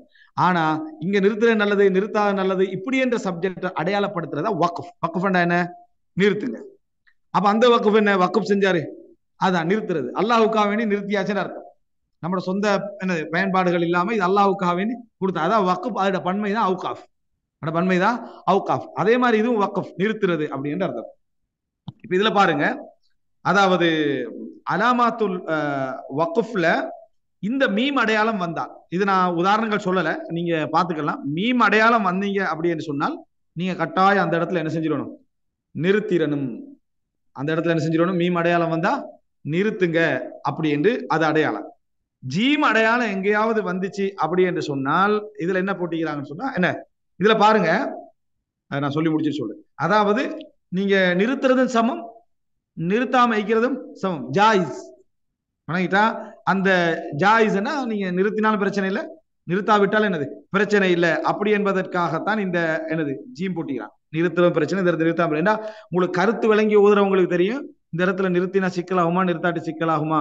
உதமா தஹபல்லாஹு பினூரிஹிம், அல்லாஹு தாலா அவர்களது ஒளியை போக்கி விட்டான் என்று வருது. இது ஒரு ஆள் தஹபல்லான்னு நிறுத்தினார்னு வைங்களேன், அல்லாஹ் போனான்னு அர்த்தமாயிரு. தஹபல்லாண்டா அல்லாஹ் போனான்னு என்ன செஞ்சிரு அர்த்தமாகிரு. அப்ப அந்த கருத்துல ஓதுறவருக்கு இது கன்ஃபார்மா இந்த இடத்துல என்ன செய்யக்கூடாது, நிறுத்தக்கூடாதுன்னு என்ன செய்யும் விளங்கும். சரியா? அப்போ அதனாலதான் அந்த அந்த இடத்துல தஹபல்லாஹு பினூரிஹிம் தான் நீங்க என்ன செய்யும் நிறுத்தணும்னு நம்மளே புரிஞ்சு கொள்வோம். அப்போ இது எல்லாரும் புரியலாமா? இயலாது. அப்ப அதனால அந்த அடையாளம். அடுத்த சிலா அப்படின்னு இருக்கு, இது வாசிக்கணும் சிலாண்டு தான். அந்த சாது லாம் யாமாரி சிலி அப்படி இல்லை, சிலா அப்படிதான் வாசிக்கணும். அது என்ன அடையாளம் என்று சொன்னா சேர்க்கிறது சிறந்தது, நிறுத்தாம போறது சிறந்தது, நிறுத்தினா பரவாயில்லை. இந்த கிலா அப்படி என்று சொன்னா நிறுத்துறது என்ன சிறந்தது, ஆனா நீங்க சேர்த்தால் அது என்ன பரவாயில்லை. அதாவது அந்த அதாவது இதுல இப்ப சிலா அப்படி என்று சொல்றது சேர்க்கிறது சிறந்தது, அடுத்தது இதுல நிறுத்துறது என்னது சிறந்தது. அடுத்து பாருங்க 3 நுக்தா, இது நிறைய கண்டிருக்க மாட்டீங்க. சரியா? அது கீழே 3 நுக்தா போட்டுக்கிறாங்க. அது சில இடங்கள்ல போட்டிருப்பாங்க. இப்போ உதாரணமா இதுல போட்டிருக்கலாம். எது? அதாவது என்ன, சூரத்துல் பக்ரா எடுங்க, முதலாவது பக்கத்தை. அது பாருங்க கடைசியில 3 நுக்தா போட்டிக்கிறாங்க. 2 அலிஃப் லாம் மீம் தாலிகல் கிதாப் லா ரைப ஃபீஹில பாருங்க இருக்குதா? 3 நுக்தா மேலுக்கு இருக்குது. லா ரைப ஃபீஹில மேலுக்கு 3 நுக்தா. அதாவது 2ல ஒரு இடத்துல நீங்க நிறுத்தலாம், 2 இடத்துல நிறுத்தக்கூடாதுன்னு அர்த்தம். சரியா? லா ரைப ஓகே, ஃபீஹி ஹுதல்லில் முத்தகீன் நீங்க ஓதிட்டு போனீங்கன்னா பிரச்சனை இல்லை. அல்லது லா ரைப ஃபீஹின்னு நிப்பட்டுங்க, ஹுதல்லில் முத்தகீன் ஓதிட்டு போனா பிரச்சனை இல்லை. லா ரைப ஃபீஹி ஹுதல் இப்படி ஓதிடுவானா அப்படி என்ற அடையாளம் தான் அது. 2ல ஒரு இடத்துல நீங்க என்ன செய்யலாம், நிறுத்திக்கலாம். மற்ற இடத்துல என்ன செய்யக்கூடாது, நீங்க இந்த மாதிரி ஒன்று லா ரைப இடத்துல நிறுத்துங்க, அல்லது லா ரைப ஃபீஹின்னு என்ன செய்ய நிறுத்துங்க இடத்துக்கான அடையாளம். இதுல லா அடையாளம் போடல பாருங்க. லா நிறுத்த வேண்டாம், அதாவது கட்டாயம் நிறுத்தணும்ன்றது என்ன, அதாவது மீம் கட்டாயம் நிறுத்தணும்ன்றது மீம். ஆனா இப்போ இதுல லா அடையாளம் போடல, நிறுத்த வேண்டாம். ஆனா நம்ம பாகிஸ்தான் இந்தியா குர்ஆன்ல அந்த லா அடையாளம் இருக்கும். இது சவுதியுடைய குர்ஆன்ல ஆரம்பத்துல இருந்துச்சு, இந்த குர்ஆன்ல எப்படியோ தெரியல. சரியா? ஆரம்பத்துல இருந்துச்சு இந்த லா அடையாளம், அதை எடுத்துட்டாங்க, ஆல்மோஸ்ட் எடுத்துட்டாங்கன்னு சொல்லணும். அதாவது என்ன காரணம் என்று சொன்னா அது சில நேரத்துல அதாவது ரசூல் ஸல்லல்லாஹு அலைஹி வஸல்லம் அவங்க நிறுத்தி வசனத்தை ஓதுவாங்கன்றதுல ரசூல் ஸல்லல்லாஹு அலைஹி வஸல்லம் அர்த்தத்தை பார்த்து அதை முழுசா நிறுத்தினாங்கன்னு சொல்ல முடியாது. ரசூலாங்க நிறுத்தி ஓதின இடங்கள் முழுமையான அர்த்தம் வராத இடங்களையும் ரசூலாங்க நிறுத்தி ஓதிக்கிறாங்க அப்படின்றது நீங்க புரிஞ்சுக்கலாம். இவர் என்ன செஞ்சிருப்பாருன்னு சொன்னா இத ஷம்சு குவ்விரத் அதுல லா வந்திருக்கு. சரியா? சில குர்ஆன்கள்ல இருக்கலாம், இதுல எப்படி தெரியல. அதாவது இதுல இருக்காது, இப்ப நாம பார்த்துட்டு இருக்கிற அந்த குர்ஆன்ல இருக்காது, இதுல இல்ல. அதாவது லா போட்டா என்னன்னா அந்த இடத்துல நிறுத்தாதீங்க.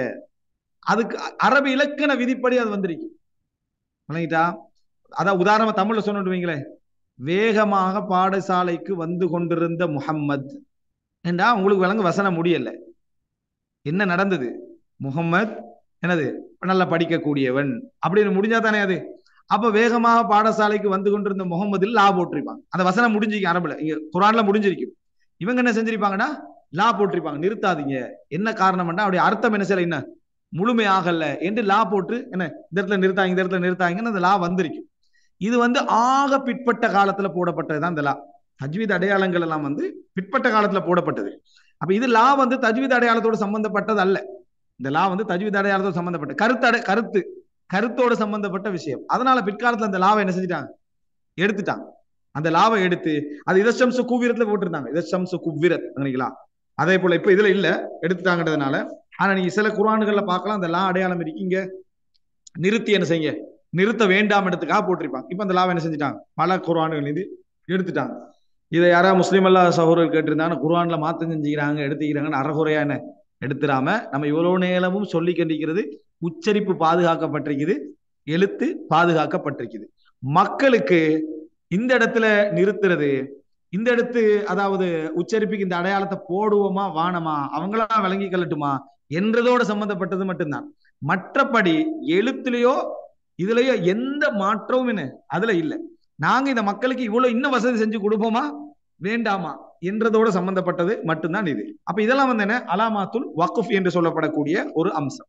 அப்ப இது நம்ம புரிஞ்சுக்கொள்றோம். அடுத்ததாக அதாவது நிறுத்தக்கூடிய நம்ம வளமையா குர்ஆன் ஓதுறவங்களுக்கு அது தேவைப்படும். இங்க நிறுத்தலாமா, இந்த அடையாளத்தை பார்த்து கொஞ்சம் நாள் அடையாளம் தானே பழகிட்டோம்னா சரியா, சிலாண்டான் இருக்குது, கிலான் சிலாண்ட சேர்க்கிறது நல்லது, கிலான் காஃப் வந்தா நிறுத்துறது நல்லது, இந்த இடத்துல மீம் வந்தா கட்டாயம் நிறுத்தணும், லான்னு சொன்னா லா சில குர்ஆனுக்கு அடையாளங்கள் லான நிறுத்தக்கூடாதுன்றது அது ஒரு கன்ஃபியூஸ் ஆன ஒரு சப்ஜெக்ட். அடுத்தது இந்த 3 நுக்தா வந்திருக்கு. இப்படி நம்ம ஒரு முடிவுக்கு என்ன செஞ்சிடலாம், இது வந்துடலாம். அடுத்தது இந்த சீன், சாதுக்கு மேல சீன் போட்டிருப்பாங்க. சாதுக்கு மேல சில இடங்கள்ல சீன் போட்டிருப்பாங்க. உதாரணமா சூரா பக்கரால 245, சூரா பக்கரால வந்து 245 நீங்க என்ன செய்யணும், இதை பார்க்கலாம்.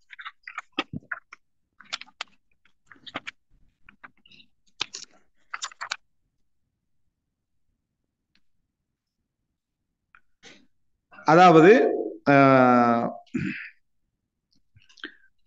இந்த பாருங்க, சாது சூரா பக்கரா 245 வயபு சுத்து வ இலைஹி துர்ஜஊன் 245 எடுத்தீங்களா, மன்தல்லதி யுக்ரிதுல்லாஹ கர்தன் ஹஸனன் ஃபயுதாஇஃபஹு லஹு அத்ஆஃபன் கஸீரா வல்லாஹு. பாருங்க ஜீம் இருக்குது அந்த இடத்துல, மனைதா கஸீரா. அப்ப இந்த இடத்துல என்ன ஜாயிஸ், நீங்க சேர்க்கலாம் நிறுத்தலாம், சரியா. வல்லாஹு யக்பிது வயபசுத்து, அந்த சாதுக்கு மேல என்ன சீன் இருக்குது. இது சிலர் வந்து என்னது எழுத்தர்கள் பிழை விட்டுட்டாங்க, அரபுல சீன் மட்டும்தான் அகராதியில இருக்குது, அரபுல சீன் மட்டும்தான் அகராதியில இருக்குது, சாது அகராதியில இல்லை அப்படின்னு சொல்லி. குர்ஆனுடைய இது வந்து ஓசையும் பாதுகாக்கப்பட்ட எழுத்து முறை, ஓசையும் பாதுகாக்கப்பட்ட எழுத்து முறை.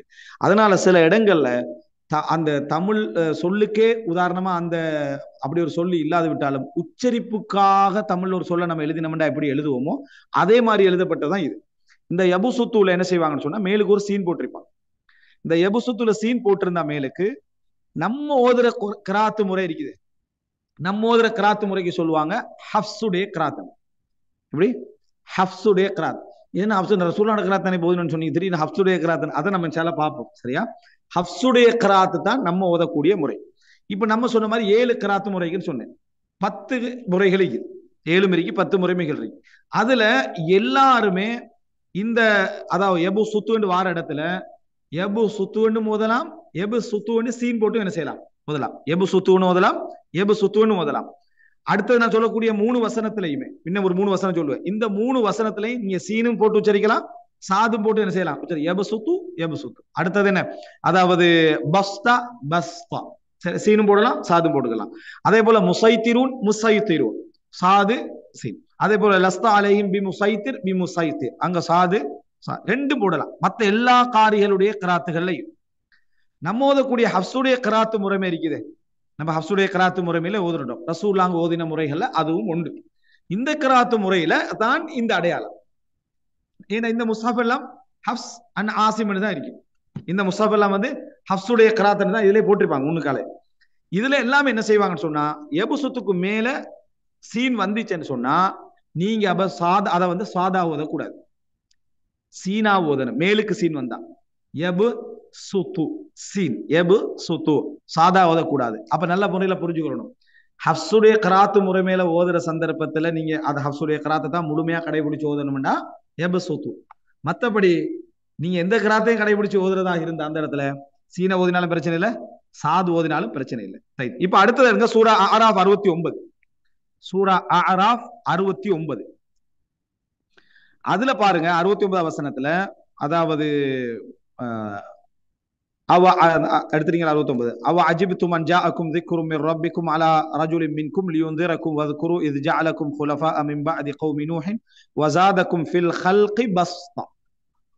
அராஃப் 69. அராஃப் 69 69 வசனத்தை எடுத்து பாருங்க. அராஃப் 69.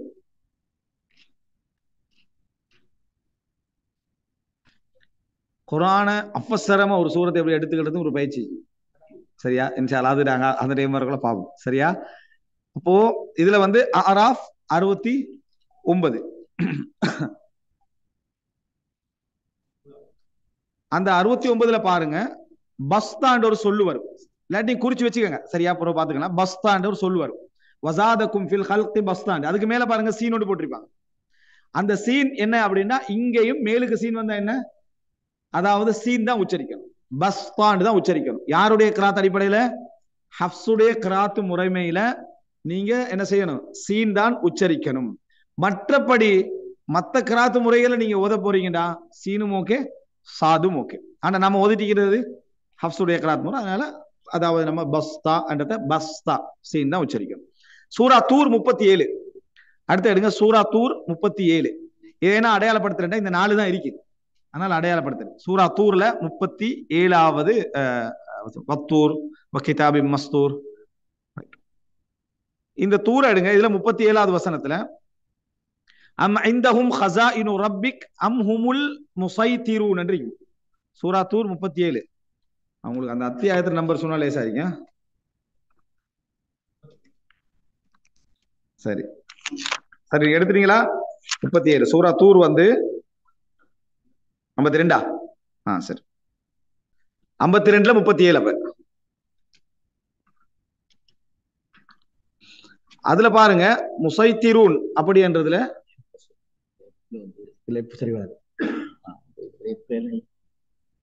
தமிழ் உள்ள எப்பளையும் அந்த எடுத்துக்கலாம் நீங்க. அந்த அல் குர்ஆன் சொல்லி குர்ஆன்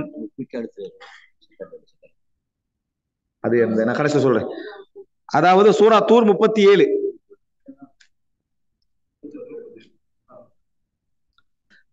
பாருங்க. 52 37 அதுல பாருங்க முஸைத்திரூன்ல சாது எங்க இருக்குது? கீழே இருக்கு. இப்படி சீன் அதான் சாரி சீன் கீழே இருக்கு. சீன் அப்படி கீழே வந்தால் அந்த இடத்துல வந்து அர்த்தம் சாத நீங்க ஓதுறது அவுடா அப்படின்ற அடையாளத்தை பத்தி அதான் போட்டிருப்பாங்க. அதாவது அதாவது சாத ஓதுறது வந்து உங்களுக்கு அவுலா அப்படின்ற அர்த்தம். இது சாது வந்து அவுலானா மிகவும் அதாவது பொருத்தமானது. அதை ஓதுற முறையில நீங்க இதை அதிகமா அதுல ஓதணும். உதாரணமா முஸைத்திரூன்ல சீன ஓதலாம், பிழை இல்ல, சாது அதிகம். அதாவது அம்ஹுமுல் முஸைத்திரூன் அதுதான் அதாவது சிறப்பு அப்படின்னு அர்த்தம். அதே நேரம் அந்த இடத்துல முஸைத்திரூன் என்றும் ஓதலாம். கீழே போட்டா, மேல போட்டா ஹப்ஸுடைய அமைப்புல சாது மட்டும்தான், கீழே போட்டீங்கன்னு சொன்னா ஓதலாம். ஆனா சாதுதான் என்னது அப்பயுமே சிறப்பு. இது 2 இடங்கள்லையும் அந்த மத்த கிராத்துல நீங்க சீன் ஓதினாலும் சரி, சாது ஓதினாலும் சரி, உங்களோட மனசுல என்னோட அந்த மத்த கிராத்து கொஞ்சம் அதை கொஞ்சம் சொல்லுங்க அப்படின்ற மாதிரி தான் இருக்கும். ஆனாலும் இதை நீங்க தெரிஞ்சுக்கங்க. அப்ப மேலுக்கு சீன் போட்டோம்டா சீன் தான், கீழே சீன் போட்டோம்டா அந்த இடத்துல என்னது சாது தான் சிறப்பு, சீனும் ஓதலாம். சூரா காஷியா 22 எடுங்க பாருங்க. இதெல்லாம் சேமான இடங்கள். சூரா காஷியா ஹல்லா தாக்க ஹதீசுல் காஷியா உஜூஹு யௌமைதின் காஷியா, நம்ம ஜும்மால ஓதக்கூடியது 1ஆம் ஜுஸ்ல வரும். அதுல பாருங்க லஸ்த அலைஹிம் பிமுஸைத்திர், லஸ்த அலைஹிம் பிமுஸைத்திர், அதுல அடையாளமே இல்லை. ஆமா சரியா? சூரா காஷியா 22. நம்ம வளமையா ஜும்மால ஓதுவாங்க லஸ்த அலைஹிம் பிமு ஸ்வைத்திர். அதுல வந்து ஹஃப்ஸ் வந்து சாது மட்டும்தான் என்ன செஞ்சாரு, ஓதினாரு. அதனால சீன் அடையாளம் என்ன அதுல இல்ல. இது மாதிரி 4 எழுத்து தான், அதனாலதான் 4 எடுத்தேன். இதுல அடையாளமே இருக்காது. அந்த சீன் சாதுக்கு மேல சீன் போட்டிருந்த ஒரு அடையாளம், கீழே சீன் போட்டிருந்த ஒரு அடையாளம் இப்ப நம்ம சொல்லிட்டோம். இங்க சீனே இல்ல. ஆனா இந்த 4 சொற்கள் குரான்ல வரக்கூடிய இந்த 4 இடத்துல தான் வரும். இந்த இடத்துல ஹப்ஸ் வந்து சாது மட்டும்தான் ஓதினதுனால அந்த இடத்த அப்படியே என்ன செஞ்சாங்க, அடையாளம் போடாம விட்டாங்க. எழுத்து பிழையா இந்த சீன் வந்து இந்த இடத்துலயும் வரணுமா இல்லையா? இந்த சீன் வந்து இந்த இடத்துலயும் வரணும். இது சாத சீன் அந்த இடத்துல போடல் அடையாளம். அப்படின்னா குரானுடைய கராத்து முறைமையில உள்ள ஒரு சப்ஜெக்ட் இது. இங்க பிமுசைத்திர் மட்டும்தான் ஹப்ஸ் ஓதினாரு. இதுல நீங்க மத்த கிராத் அடிப்படையில் ஓதுறா இங்கேயும் சீனும் போடலாம், சாதும் என்ன செய்யலாம் போடலாம். ஹப்ஸுடைய அமைப்புல முசைத்திர் சாது மட்டும்தான். இது 4 இடங்கள். அடுத்ததாக இது சீன் வந்து அடையாளம் எங்க வந்திருக்குது, அந்த எழுத்துக்கு மேல. சில இடங்களை நீங்க பார்க்கலாம்டா, இது ஒரு சைடு. சில இடங்களை நீங்க பார்க்கலாம் என்னன்னா எழுத்துக்கு மேல இல்லாம, அதாவது அந்த அந்த எழுத்துக்கு மேல 2 எழுத்துக்கு இடையில மாதிரி சீன் அடையாளம் போட்டிருப்பாங்க. நான் ஒரே ஒரு இடத்தை மட்டும் அதுல சுட்டி காட்டுறேன். அதாவது சூரா கியாமா, லா உக்ஸிமு பியௌமில் கியாமா எடுங்க. லா உக்ஸிமு பியௌமில் கியாமா. அதுல அது எத்தனா சூரத்துன்னு சொல்லிருங்க. 75.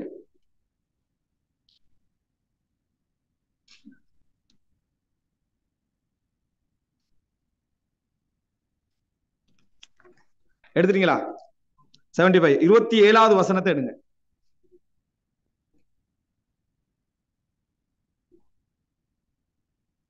27 சூரா கியாமால 27.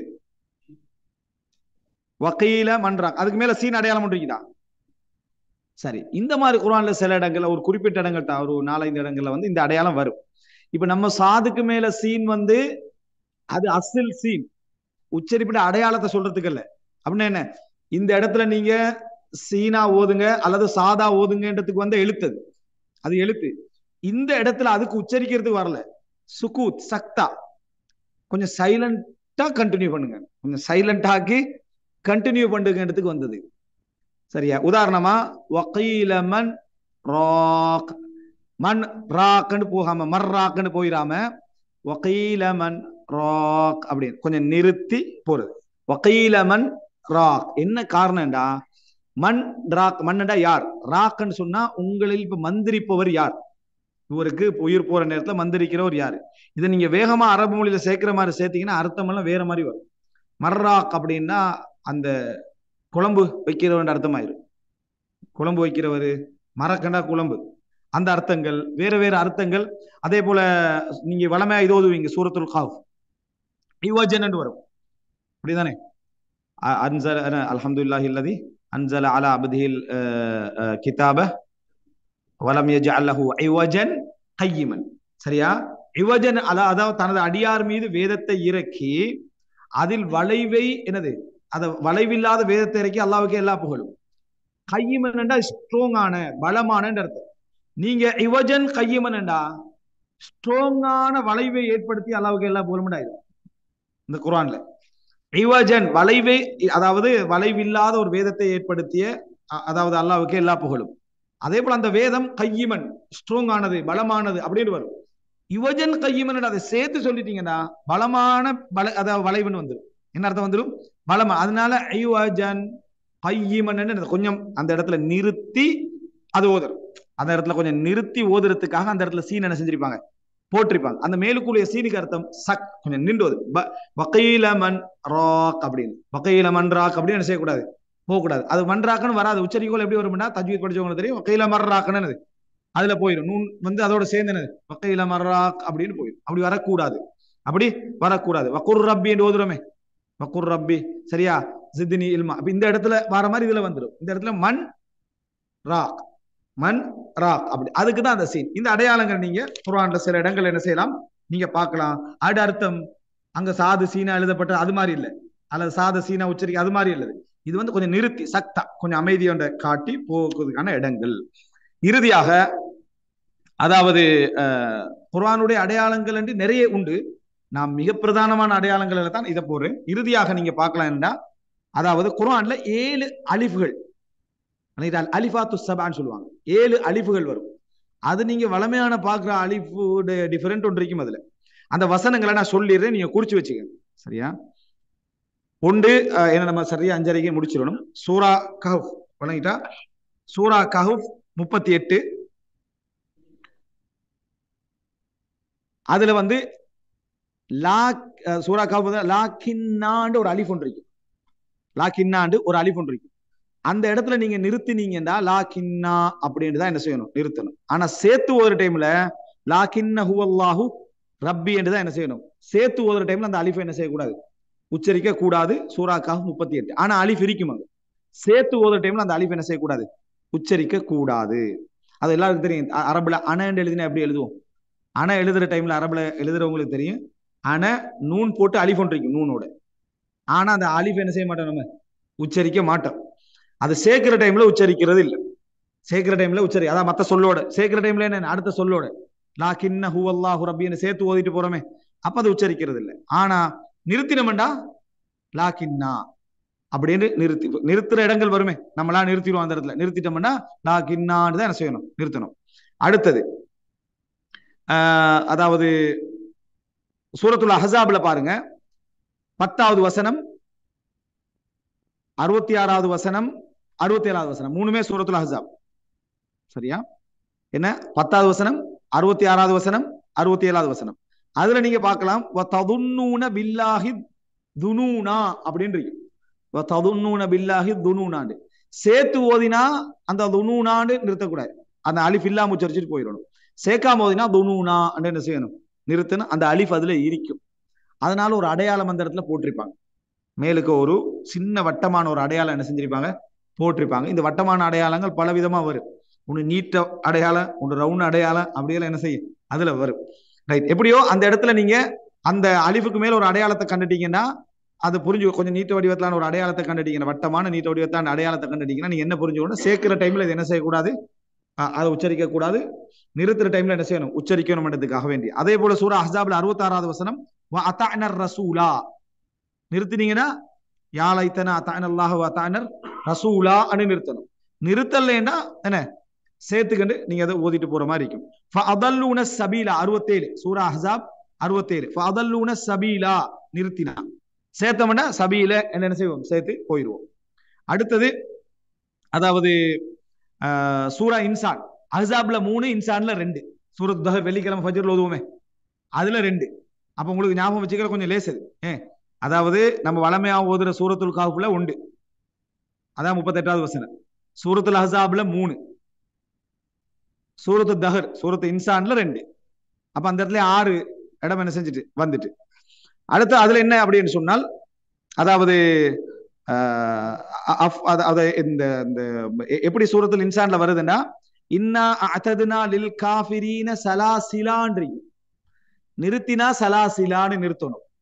சேத்தம் அப்படி என்று சொன்னா சலாசில வ அஹ்லால வ சஈரா. பாருங்க 4வது வசனம், சூரா தஹர்ல 4வது வசனம், இன்னா அஅததுனா லில் காஃபிரீன சலாசிலா அப்படின்னு நிறுத்திடுவோம்.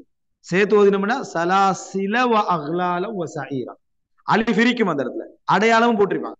அலிஃபும் இருக்கும், அடையாளமும் போட்டிருப்பாங்க. சூரா அதாவது அந்த தஹர்ல நீங்க இதை பார்க்கலாம். ஒரு வட்டமான அடையாளம் இருக்கும் சூரா, அதாவது அந்த நீங்க 4வது வசனத்துல நீங்க எதுக்கு எடுத்து பார்த்து ஒரு வசனத்தை அந்த சூரை மட்டும் நான் பார்த்துருவோமே. சலாசில், அதாவது சூரத்து தஹர்ல 4வது வசனம். அந்த தஹருடைய நம்பர் என்ன, 76 66, சாரி 76.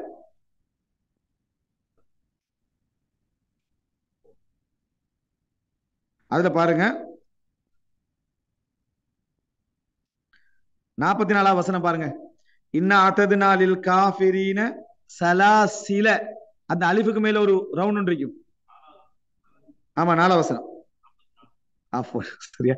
4வது வசனம் வந்து நீங்க பாருங்க சலாசில இருக்குதா 4வது வசனத்துல.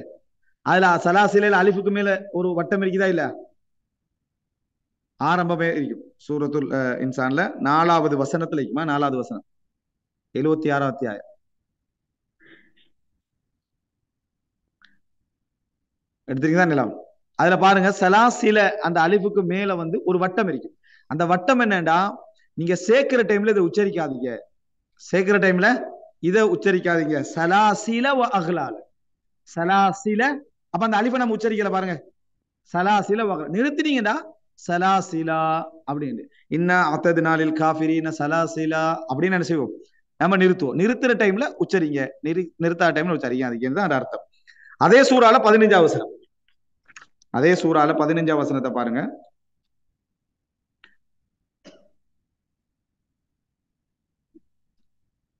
கவாரீரான் இருக்கும். 15வது வசனத்துல பாருங்க, கவாரீரான் இருக்கும். அந்த கவாரீராவுக்கு மேல என்ன செய்யும், ஒரு வட்டம் போட்டிருப்பாங்க. சேர்த்து ஓதுனீங்கன்னா கவாரீர கவாரீரமியும் ஃபித்தத்தின் அப்படின்னு போகும். விளங்கிட்டா? அடுத்தது கவாரீர் வருது, அதனால 2 கவாரீர, கவாரீர கவாரீரமியும் ஃபித்தத்தின் அப்படின்னு வரணும். அப்படி இல்லைண்டா நம்ம நிறுத்துறதாக இருந்தா அக்வாபின் கானத் கவாரீரா அப்படின்னு என்ன செய்வோம், நம்ம நிறுத்துவோம். விளங்கிட்டா? ஓசை பாதுகாக்கப்படுதா இல்லையா? இது இந்த இடம் இப்படித்தான் நீ சேக்குகளை ஓதணும், இப்படித்தான் நிறுத்துக்களை ஓதணும்ன்றதுனா என்ன பாதுகாக்கப்பட்டீங்க? ஓசை பாதுகாக்கப்பட்டு. வெறும் எழுத்து மட்டும் பாதுகாக்கப்படல, அல்லது வெறும் அரபு உச்சரி மட்டும் பாதுகாக்கப்படல. சேர்த்தல் பிரித்தல்ல கூட இந்த இடத்துல நிறுத்தினாங்க, இந்த இடத்துல என்னது, அதாவது சேர்த்தாங்க. சேர்க்கிற டைம்ல இந்த உச்சரிப்பு வந்துச்சு, நிக்கிற டைம்ல இந்த உச்சரிப்பு வரல, அல்லது நிக்கிற டைம்ல இந்த உச்சரிப்பு வந்து சேர்க்கிற டைம்ல வரல என்றதெல்லாம் பாதுகாக்கப்பட்டிருக்கு. அதனாலதான் அந்த அந்த அடையாளத்துக்கான ஒரு அம்சம் எடுத்து நம்ம புரிஞ்சுக்கிறோம். ரைட். இப்போ இது வந்து குர்ஆன்ல மொத்தம் 7 அடையாளங்கள். 7வது என்ன, இப்ப நான் 6 தானே சொல்லிக்கிறேன். 7வது அன. ஆனா நிட்டீங்கன்னா ஆனா அப்படிதான் என்ன செய்யணும், நீங்க நிறுத்தணும். சேர்த்தீங்கன்னா அனக்கு என்ன செய்யறது இல்லை, அது அப்படி இல்லை. குர்ஆன்ல நிறைய இடத்துல ஆனா அடையாளம் போட மாட்டாங்க. ஏன், ஆனா ஆனா அனாக்கு அடையாளம் போட்டிருக்கலாம், ஆனா வந்து இந்த நம்பர்ல காட்ட மாட்டாங்க. இதுல ஆனா எழுதுறது அலிஃப் நூன் அலிஃப் அப்படிதான் எழுதுவாங்க. ஆனான்னு மாதிரி தான் என்ன செய்யும் இருக்கும். இப்ப சேர்க்கிற டைம்ல யாரும் என்னது, அதாவது அந்த அனல்லதி அப்படிதான் ஊதுவாங்க. சரியா? அப்ப அந்த அந்த அனாண்டு என்ன செய்யறது இல்லை, ஓதுறது. இதுல நிறுத்தினா எப்படி அனாண்டு நம்ம ஹவாரீரா சலாசீல சலாசிலா அப்படின்னு சொல்றோமோ, அதே மாதிரி நிறுத்துற டைம்ல மட்டும் என்ன செய்யணும், அதுல அனான்னு என்ன செய்யணும், நிறுத்தணும் என்றதுதான் அந்த நிறுத்தத்துக்குரிய அடையாளங்கள். அப்போ இது சுருக்கமாக அல் குர்ஆன்ல இருக்கக்கூடிய அடையாளங்கள்ல உள்ள அம்சங்கள். இது அல்லாம குர்ஆனுடைய தஹ்சீப், குர்ஆனை ஜுஸுகளா பிரிச்சிருப்பாங்க, ஹிஸ்புகளா பிரிச்சிருப்பாங்க. சஜிதாவுடைய அடையாளங்கள், எக்ஸ்ட்ரா உச்சரிப்பு சாராத அடையாளங்கள் என்று நிறைய அடையாளங்கள் அல் குர்ஆன்ல இருக்குது. அதை இன்ஷா அல்லாஹ் நம்ம, அதாவது அடுத்த தொடர் வந்து அதாவது இந்த 7 கிராத்து முறைமை, சரியா? 7 கிராத்து முறைமையை புரிஞ்சு கொள்றதுக்கு மாதிரி அதுக்கு அடுத்த தொடராக இந்த குர்ஆனை ஹிஸ்பாக, ஜுஸ்ஆக, சூறாவாக இந்த மாதிரி பிரிச்ச விஷயங்களுக்கு இதை பத்தி நம்ம படிப்போம். அந்த நேரத்துல அந்த அடையாளங்கள் என்ன செஞ்சிருவோம் நம்ம பார்த்துருவோம். எந்த அடையாளங்கள், சுஜூதுக்குரிய அடையாளங்கள் என்ன, வசன முடிகிற அடையாளங்கள், மக்கி மதனி, இது போன்ற அந்த அடையாளங்களை பத்தி நம்ம 3வதா பார்ப்போம். நாளைக்கு இந்த 7 கிராத்து முறைமை சம்பந்தமான சுருக்க வடிவத்தை இன்ஷா அல்லாஹ் பார்ப்போம். ஹதா மா இந்தி வல் இல்மு இந்தல்லாஹ் வ அகூலு கௌலி ஹாதா வ அஸ்தக்ஃபிருல்லாஹ் லி வ லக்கும்.